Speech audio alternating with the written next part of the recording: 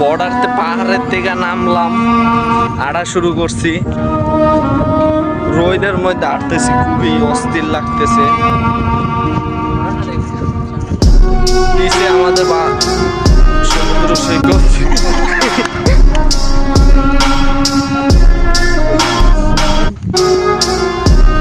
বুঝে কিছু মানুষ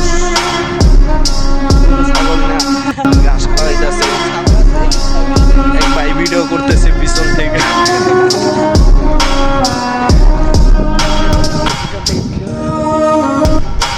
বর্ডারের ওই জায়গায় ফল গাছ আছে, আমাদেরকে ওই জায়গায় প্রবেশ করতে দিতেছে গেলে ডাইরেক্ট ফায়ার।